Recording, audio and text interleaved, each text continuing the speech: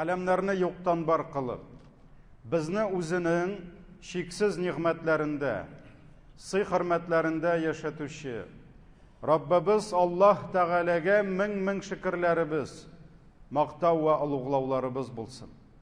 Безгә шушы хак динебезне өйрәткән, безнең өчен иң хәерле үрнәк булган, сөекле пәйгамбәребезгә күңел түрләребездән чыккан дугаларыбыз Аллаһының сәламе һәм салаваты булсын. Аллаһ Тәгалә Кур'ан-ы Кәримдә әйтә: «Я әйюһәлләзина аману аттақуллаһа хаққа туқатih ва ла тамутунна илля ва антум муслимун». Эй иман китергән бәндәләр, мөмин һәм мөминәләр, Аллаһы Тәгаләгә тиешле дәрәҗәдә тақва булыгыз.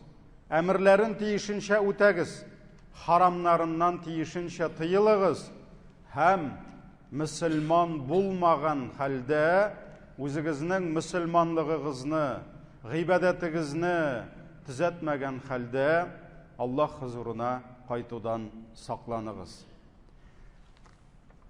Шулай бер вакыт Пәйгамбәребез саллаллаһу алейхи ва саллям янына бер ир кеше килә. Бу хәлне безгә Абу Дауд риваят итә үзенең хәдисләр җыентыгында. Ул кеше килеп Пәйгамбәребезгә сорау бирә: "Я Расулаллаһ, әти-әнием вафат булганнан соң мин аларның улы аларга берәр төрле изгелек кыла аламмы?" ди. Аңлашыла, әти-әниең исән булганда аларга төрле хәерле изге эшләр эшләргә, аларның күңелләрен күтәрергә, хәл-әхвалләрен белешергә, төрле дөнья мәшәкатьләрен җиңеләйтергә һәм башка күп изгелекләр бар. Ләкин үлем фәрештәсе әтиеңне дә, әниеңне дә алып китте. Алар Аллаһ хузурында. Хәзер нишләргә? Ничек аларга изгелек кылырга? Ничек әниең исән вакыттагы кебек аның күңелен күтәрергә, аны сөендерергә, аның хәлен җиңеләйтергә? Шундый сорау белән килде бу сахаби сөекле пәйгамбәребез янына. Шуннан соң сөекле пәйгамбәребез аңа әйе дип җавап бирә һәм шундук санап китә. Чөнки сөекле пәйгамбәребез аның җаваплары каймак кебек, ягъни кыска һәм бик эчтәлекле булды. Әйе генә димәде, шундук санап китте һәм нәрсә диде? Әйе, алар өчен хәер дуа кылу, алар өчен истигъфар әйтү, аларга биргән вәгъдәләрен үтәү, алар аша сиңа туган булган кешеләр белән араңны саклау һәм бишенчесе аларның дөньялыкта булган дусларын хөрмәт итү дип насихат кылды Пәйгамбәребез саллаллаһу алейхи ва саллям. 5 изгелек. Бу изгелекне бала үзенең вафат булган әти әнисенә, әби бабасына, ир һәм кыз туганына кыла ала. Беренчесе, иң җиңеле, иң ансаты һәм иң яшы булырга тиеш бу. Иң частые. Бу нәрсә? Вафат булганнарга дуа кылу. Һәм гомумән дуа дигән гыйбадәтне Аллаһ Тәгалә шул кадәр җиңеләйтте җәмәгать безгә. Шул кадәр җиңеләйтте, хәтта Пәйгамбәребез нәрсә диде? Кешеләрнең иң сараны авызын ачып сәлам бирергә саран булганы, кешеләрнең иң көчсезе, гаҗизе, дуа кылырга көч таба алмаганы диде. Дуа. Кемдер уйлый дуа аның өчен гарәп телләрен өйрәнергә, мәдрәсәләр бетерергә, аның өчен ниндидер авыр сүзләр ятларга, юк, үз телеңдә. Теләсә кайсы вакытта, намазның вакыты булган кебек дуаның вакыты юк.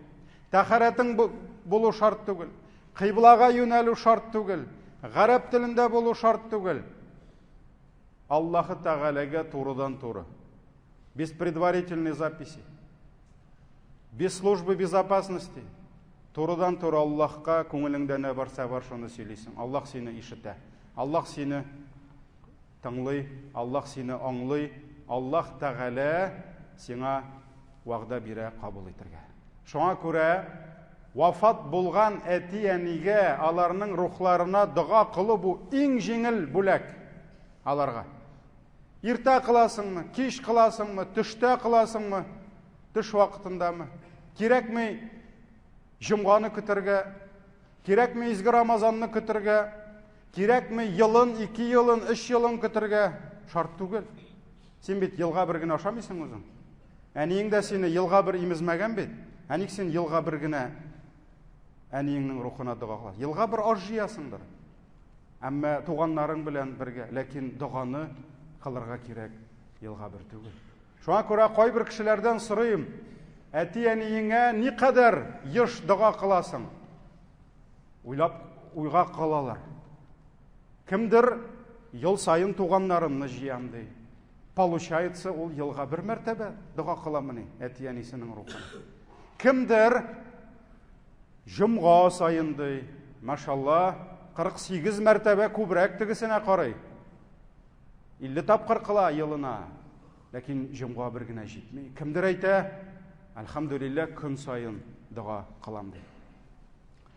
Коръәни Кәримдә Локман сүрәсе бар. Локман сүрәсенең 14-нче аятында шундый сүзләр бар. Аллаһ Тәгалә нәрсә ди? Карагыз, бу бик кызык, бик гыйбрәтле аят. Анишкурли вали валидейкти. Благодари меня, ди, и своих родителей, ди. Шөкер ит миңа, ди, һәм рәхмәтле бул үзеңнең әти-әниеңә, ди.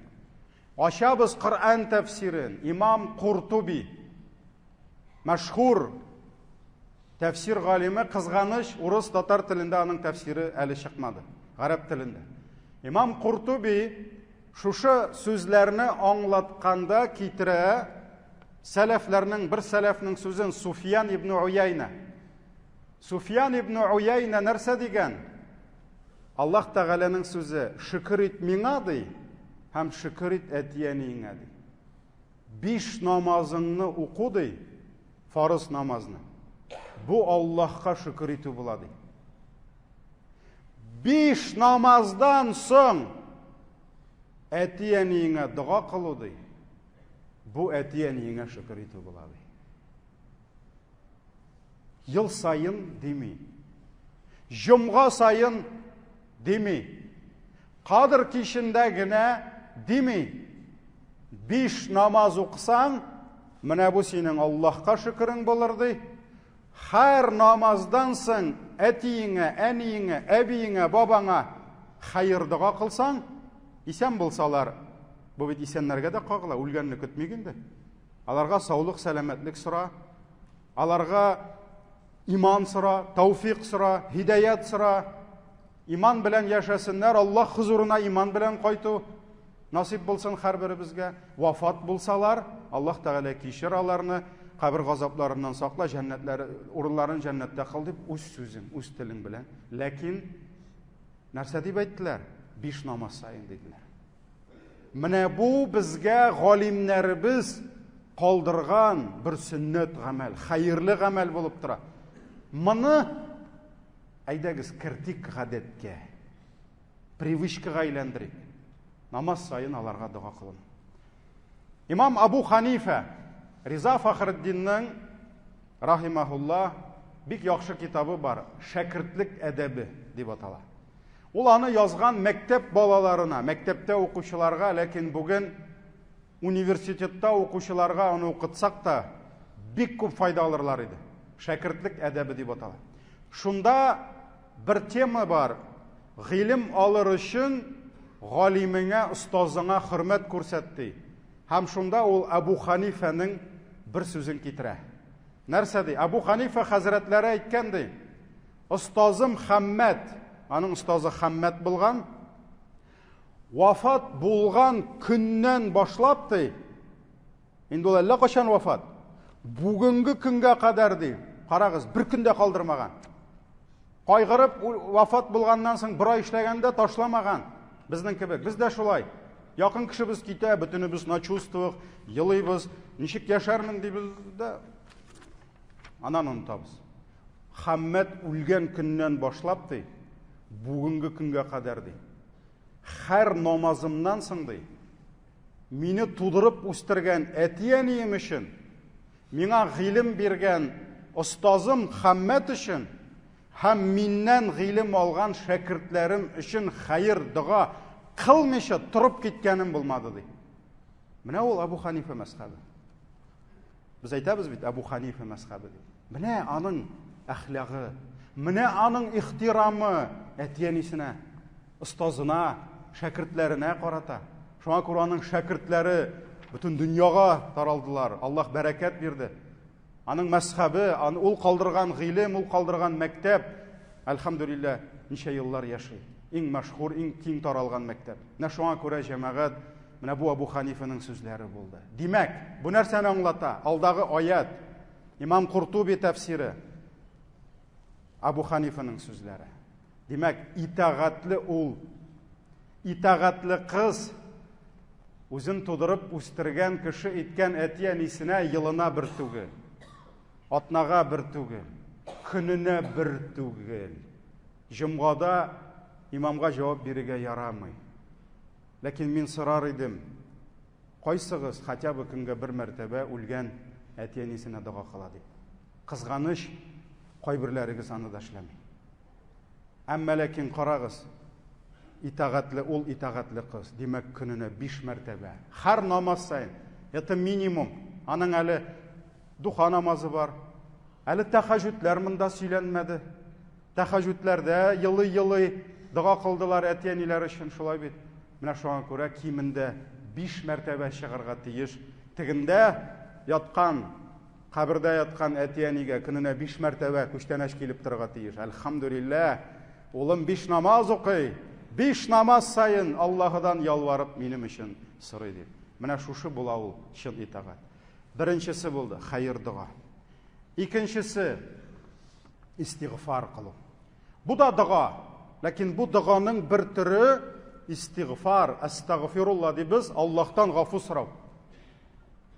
Һәм вафат булган туганнарыбыз, кардәшләребез өчен иң файдалы, иң хәерле дуа нәрсә? Истигъфар.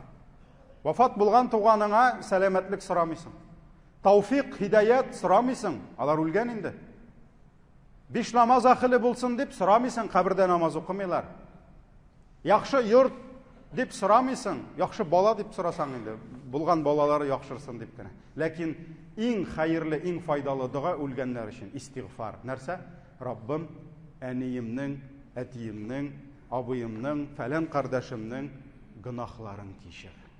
Гафу ит. Син гынахларны гафу итүче. Аллаһ кичерә икән, калган бөтенесе киләчәк. Кабере дә нурлана, җәннәте дә булачак. Менә шуңа күрә Абу Хурайра, бу Имам Бухари китерә, Абу Хурайраның сүзен, вафат булган иҗмахка керер ди. Һәм иҗмахта үз урынын тапканнан соң фәрештәләр килеп, тукта, синең урының бу түгел.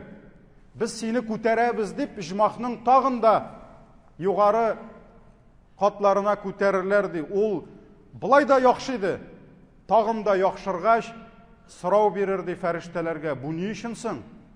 Бу шул кадәр Аллаһтан сорар ди, Раббым, миңа бу кадәр хөрмәт ни сәбәпле дигәч, аңа җавап килер ди, синең калган балаң сиңа истигъфар кыла ди.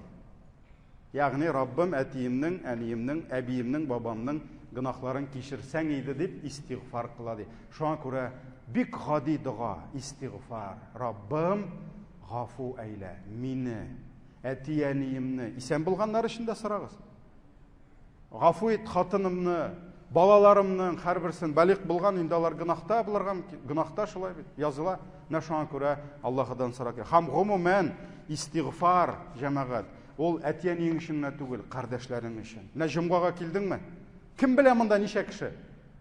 Без инде беләбез, 1000-1200 тирәседер, неважно. Ләкин менә шушында сорасаң, Раббым мине гафу ит дигәндә, шушында утырган һәр кемне кичер дисәң, бу да зур ниғмәт була. Peygamberimiz sallallahu aleyhi ve sellem aytgan, kimde kim bir mümin ir için hem bir mümine xotin için istiğfar kılsa dey, Rabbim mine bir kişinin günahını kechirsen deyip, ana bir savap yazılır dey. 1200 Müslüman, isimlerini bilmeyiz de ko'bigizni. Lekin narsa, şuşunda o'tirgan Rabbim bütünüsün kechir. G'afu et deysen, 1200 kishi ekan, farishta 1200 savap yazıp qo'yasiz. Aniga biz kichkinagina oltan masjidi bilan cheklanamiz. Aydagiz, bugun Qozonda har masjidda 85 masjidda necha musulmon keldi? Неважно necha. Bütünüsünün günahını kechir desak, ko'pmi kishi kela olmadi hali. Shunga ko'ra kim kela olmadi? Xotin qizlar kelmadi. Bütünüsü musulmon. Bütünüsünün günahını kechir desak. Arasayda yer üstünde bugün necha musulmon bor? Shunga ko'ra ayt ya Rabbim degan. Bugün yer üstünde necha iman iyasi var? Bütünüsünün günahını kechir. Necha milyon, necha milyard musulmon bor? Farishta yozashaq. Ansonning ishi, sizning ish tugul. Siz aytdingiz, Allah Teala berishaq. Agar da aytsang, ya Rabbim, atabız Adamdan boshlab bugungi kunga qadar yer üstüne ko'pmi iman iyasi keldi, ham ketdi. Ham bugun ko'pmi iman iyasi var? Bütünüsünün günahını kechir desang, vallahi farishtaning qo'llari, qanotlari tuzmas jamoat bizga ajr yoza. Şuna ko'ra istiğfar qardoshlar uchun, tuğanlar uchun, etiyeni ishingina tugul. Mana bunda bizning bilan yurgan musulmon qardoshlar ketirgan mumkin. Mana bizning bilan yuri bobaylar, akringna bobaylar da Allah huzuruna ketir. Mana men o'ylab o'tiram, Tubankamida 2005-yilni minbarga bosgan edim. Hozir o'ylab o'tiram isimlikni. Qizg'anish, ko'p bobaylar yo'q endi. Alar bilan birga bo'ldik, necha yillar birga namozga yurdik. Ko'bisi yo'q. Bir nechasigina qoldi deysan. Endi qolganlari yangi bobaylar, yosh bobaylar. Dünya kete jamoat. Shunga ko'ra biz ularni qoldirga tegish tugul, izgi duodan. Istiğfar. Üçüncüsü, alarga nindidir va'dalar bergan bo'lsang, alar o'lgandan so'ng o'tasan, обещанияларыңны. Alar isen vaqtdan cheksinsalar, shulay siyindirashaksın. Şuna ko'ra kimningdir atisi o'lganda aytirgan mumkin, o'g'lim, aniyigizni qarag'iz. Masalan, singligizni qarag'iz. Yarar ati, inshaalloh qarayashaqman. Berdimmi va'dangni? Bo'ldi, o'ta hozir. O'tagan sayin atiying suyunib yotashaq.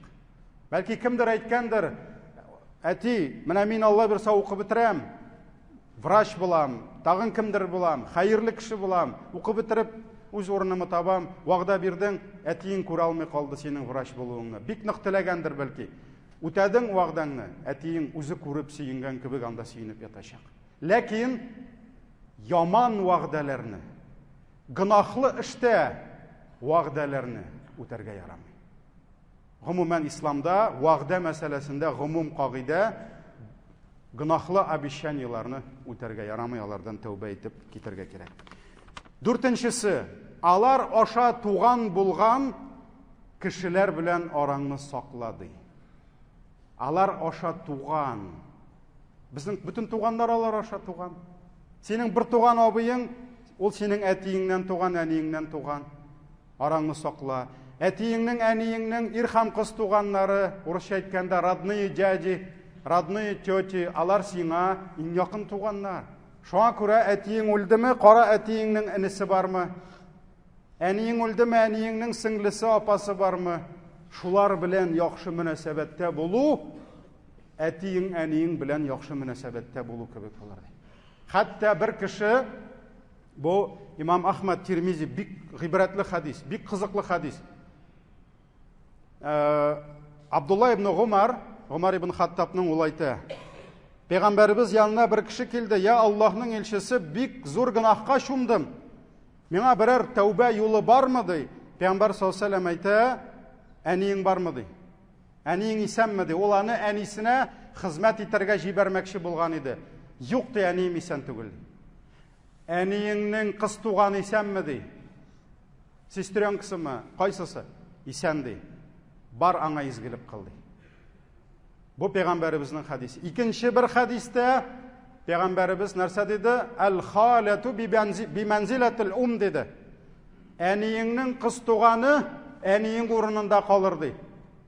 Менә монда кемдер утыра, мин ишетеп, хәзер уйлый, тукта, минем әнием бит инде мәрхүмә, урыны җмакта булсын ди. Ләкин әниеңнең сеңлесе исәнме исән? Бар шуның янына. Кыл изгелек, бир күчтән әшеңне аңа. Күңелең күтәр. Ул синең әниең кебек хәзер. Әтиең юкмы? Әтиеңнең энесе бар. Әтиеңнең абыйсы бәлки загырак яшидер. Бар шуңа изгелек кыл. Динебез туганнарны җыя, берләштерә. Һәм бишенчесе, аларның якын дусларына хөрмәт күрсәтте. Һәрберебезнең әти-әниебез исән булганда, аның әнинең ниндидер подружкалары булган, әтинең ниндидер дуслары булган, кем беләндер бергә армиядә служить иткән, хезмәт иткән, кем беләндер классташ булган, авылдаш булган, бергә бер эштә эшләгәннәр, бер университетта укыганнар, ул аның якын дусты иде. Әтиеңнең күңелен күрәсең килсә, тап шул дусларын. Излә, бар, утыр шулар белән, җылы сүзеңне әйт, күчтән әшеңне бир. Аның өчен син Мисхатның улы, Ирекнең улы, Габдулланың улы, Рәшиднең улы, бар шуның күңелен күр, әтиеңнең күңелен күргән кебек булырсың. Абдулла ибн Гумар радиллаһу ан, Гомәрнең улы, Гомәр үлгәч, әтисен сагына һәм Мәккәгә таба барганда бер бәдәвиләрне күрә. Шул бәдәвиләр арасында шул гарәпләре, хәерчеләр инде нәрсә, маллары да юк, берсен танып ала. Һәм шуны таныгач ишәгенә утырта. Аның ишәге була, ишәгенә утырта, һәм аңа иссе булмасын дип, шаулмасын салып башына кидертә. Һәм бергә баралар сөйләшеп. Монда Габдулланың хезмәтчесе була. Абдулла ибн Динар була. Шундан әйтә, Абдулла ди, булар бит инде бәдәвиләр ди, буларга күп ихтибар кирәкми ди. Бераз күчтәнәш биргән булсаң ди, шулда җиткән булыр иде. Инде ишәгеңә утыртып, шалмаларыңны бирмәсәң дә була иде ди. Шуннан карагыз, Габдулла нәрсә ди? Бу җегетнең әтисе ди, минем әтинең дусты иде ди. Карагыз, бу егет түгел, бу егетне әтисе белмәгәндә, бу егетнең әтисе ди, Гомәрнең яраткан дусты иде ди. Ә мин ишеттем ди, үз колагым белән Пәйгамбәр саллаллаһу алейһи ва сәллям әйтте ди, әтиегезнең яраткан дустына изгелек кылу, изгелекнең дә изгелеге булыр ди.